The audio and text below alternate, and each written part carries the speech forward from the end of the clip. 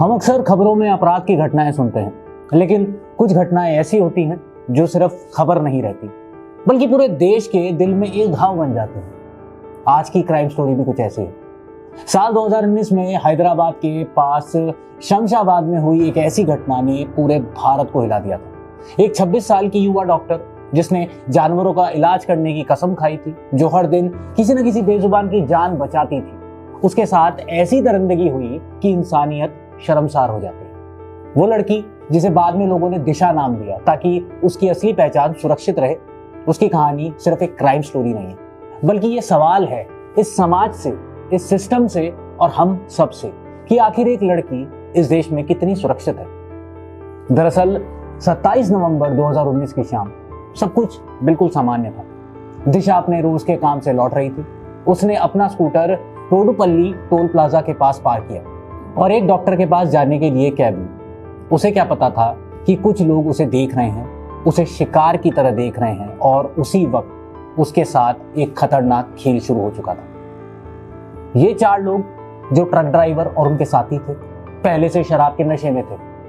उन्होंने प्लान बनाया और उसके स्कूटर का टायर जानबूझकर पंचर कर दिया ताकि जब वो वापस आए तो वो मजबूर हो जाए मदद लेने के लिए। रात करीब 9:15 बजे जब दिशा वापस आती है तो वो देखती है कि उसका स्कूटर पंचर है। वो घबरा जाती है। उसने अपनी बहन को फोन किया और वहीं से उसकी आखिरी बातचीत शुरू हुई। उधर ये 4 लोग जो घात लगाए बैठे हुए थे उसके पास आते हैं, मदद का नाटक करते हैं और धीरे धीरे उसे अपने जाल में फंसा लेते हैं। ये सब कुछ बहुत प्लान करके किया गया था और यही इस वारदात को और भी डरावना बनाता है।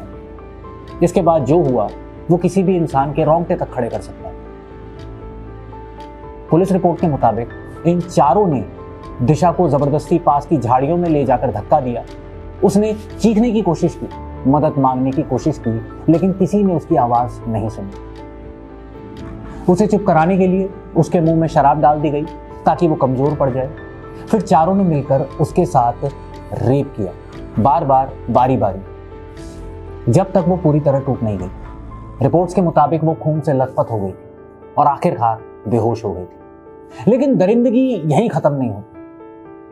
जब उसे थोड़ा होश आया तो उन लोगों को डर हुआ कि वो जिंदा रही तो सच बता देगी, और यही उन्होंने उसे मारने का फैसला किया। उन्होंने उसका गला घोट दिया और उसकी सांसें हमेशा के लिए रोक दी। इसके बाद उन्होंने उसके शव को एक कंबल में लपेटा, अपने ट्रक में डाला और करीब 27 किलोमीटर दूर शादनगर की तरफ ले गए। रात के करीब 2:30 बज चुके थे। एक सुनसान पुल के नीचे उन्होंने पेट्रोल और डीजल डालकर उसके शरीर को जला दिया ताकि कोई पहचान ना हो सके, कोई सबूत ना बच सके।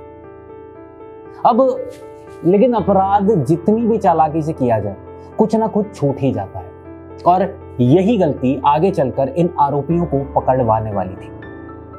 अगले दिन 28 नवंबर 2019 को जब शादनगर के पास पुल के नीचे एक जली हुई लाश मिलती है तो किसी ने नहीं सोचा था कि ये वही लड़की है जो पिछली रात तक जिंदा थी। शरीर का करीब 70% हिस्सा जल चुका था।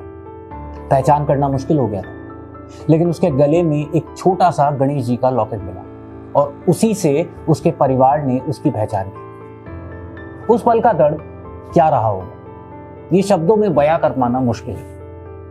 उधर पुलिस ने जांच शुरू की। सीसीटीवी फुटेज, फोन रिकॉर्ड्स और एक चश्मदीद गवाह के आधार पर 4 आरोपियों को पकड़ लिया गया। पूछताछ में उन्होंने अपना जुर्म कबूल कर लिया। उन्होंने बताया कि कैसे उन्होंने टायर पंचर किया, कैसे उसे फंसाया और कैसे पूरी वारदात को अंजाम दिया। अब ये सब सुनकर पूरा देश गुस्से में आ गया। हर तरफ #जस्टिस फॉर दिशा ट्रेंड करने लगा। लोग सड़कों पर उतर आए। दिल्ली, मुंबई, हैदराबाद जैसे शहरों में प्रोटेस्ट होने लगे।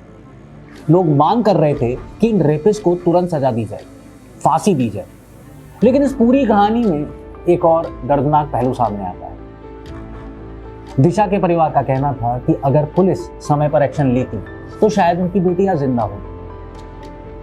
उन्होंने आरोप लगाया कि जब उन्होंने रात 11 बजे पुलिस को कॉल किया तो पुलिस ज्यूरिसडिक्शन और पेपर वर्क में उलझी रही और सर्च ऑपरेशन देर से शुरू हुआ।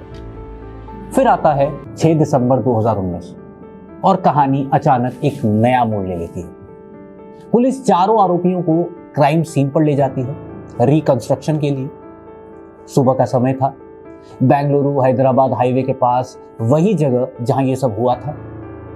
अब पुलिस के मुताबिक उसी दौरान आरोपियों ने अचानक पुलिस की बंदूक छीनने की कोशिश की और वो भागने लगे। इसके बाद पुलिस ने जवाबी फायरिंग की और चारों आरोपी मौके पर ही मारे गए। ये एनकाउंटर पूरे देश में चर्चा का विषय बन गया। कुछ लोगों ने पुलिस की तारीफ की, कहा कि यही सही न्याय है, जिसे इंस्टेंट जस्टिस कहते हैं। वहीं कुछ लोगों ने सवाल उठाए कि क्या ये सच में सेल्फ डिफेंस था या फिर एक फेक एनकाउंटर था।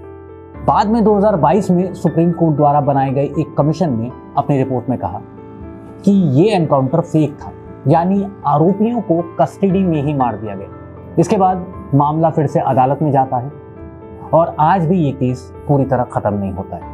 इस एनकाउंटर ने एक बड़ा सवाल खड़ा कर दिया कि क्या कानून के बाहर जाकर किसी को मार देना सही है, या फिर हर आरोपी को अदालत में अपना पक्ष रखने का हक मिलना चाहिए। इस पूरी घटना के बाद जो गुस्सा देश भर में देखने को मिला वो अपने आप में एक मैसेज था। लोग सिर्फ दिशा के लिए नहीं बल्कि हर उस लड़की के लिए आवाज उठा रहे थे जो इस देश में डर के साए में जी रही थी। सरकार ने फास्ट ट्रैक कोर्ट की बात कही, कानून सख्त करने की बात कही, कुछ पुलिस कर्मियों की लापरवाही के लिए सस्पेंड भी किया गया, लेकिन सवाल आज भी वही, क्या सिर्फ कानून सख्त करने से सब कुछ ठीक हो जाएगा, या हमें अपनी सोच बदलनी हो, अपने समाज को बदलना हो। दिशा की कहानी हमें यही सिखाती है कि अपराध सिर्फ अपराधियों की वजह से नहीं होता। कई बार सिस्टम की धीमी रफ्तार, लोगों की चुप्पी और समाज की सोच भी इसके लिए जिम्मेदार होती है। और इन सब में सबसे डराने वाली बात यह है कि ये कहानी खत्म नहीं है, क्योंकि आज भी कहीं ना कहीं कोई दिशा इसी तरह के खतरे का सामना कर रही है और हम सिर्फ इंतजार कर रहे हैं अगली बार का, अगली खबर का, अगले आउटरीच का। अगर देखा जाए जो पुलिस ने एनकाउंटर इन अपराधियों का किया वो एक तरह से बिल्कुल सही था। हालांकि सिस्टम के हिसाब से और प्रशासन के हिसाब से देखा जाए तो ये शायद गलत हो सकता है, लेकिन न्याय कैसे भी हो, लेकिन न्याय न्याय होता है। जिन अपराधियों ने उस लड़की की जान ली, उसका रेप किया, उसे इस दर्दनाक मौत का हिस्सा बनाया, उनके साथ ऐसा ही होना चाहिए। ऐसी ही क्राइम स्टोरीज के लिए फॉलो करें MATV।